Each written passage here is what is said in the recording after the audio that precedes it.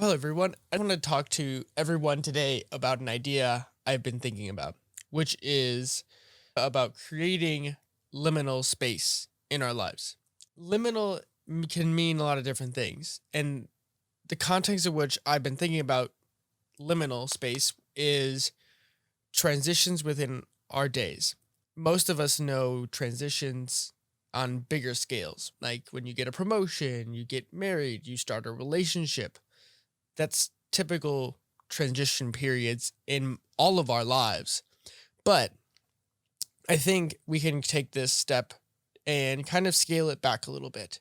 And now that we've all been working from home for quite some time, I've been thinking about how do we transition to different environments when most of the time the environment around you is looking the same. So we have to build in liminal events in our day that help us transition from one state to another. And to pull an engineering term or a software term, from turning from maybe a zero to a one, or going from a one to a zero. So for me, the big thing that I do is thinking about how do I set the tone mentally or reset myself mentally going into different events in my day. I think the big one there is having some sort of hard stopping point for work.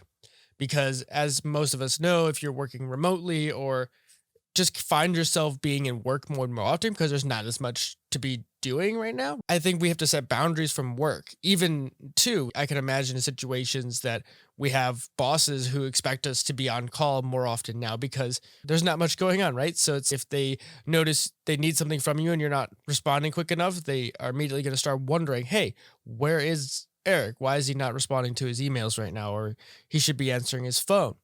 These kinds of things. To be honest, we really need to be aware of that because being on all of the time or being in one state for too long is not healthy for anybody.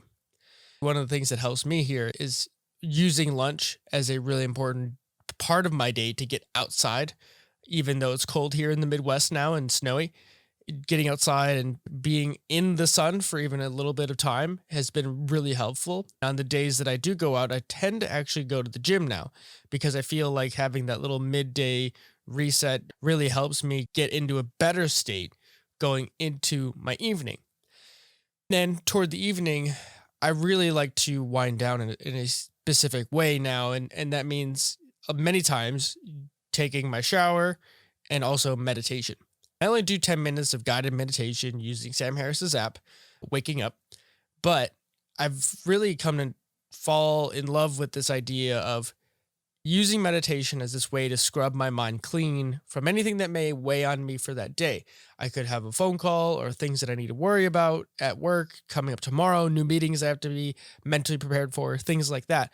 But for me, making sure that I separate myself from the working me, the 9 to 5 me, if you will, is really important because I want to be able to do other things. And I have a lot of life ahead of me to put as much as I can into so many different things that I don't need to burn myself out now.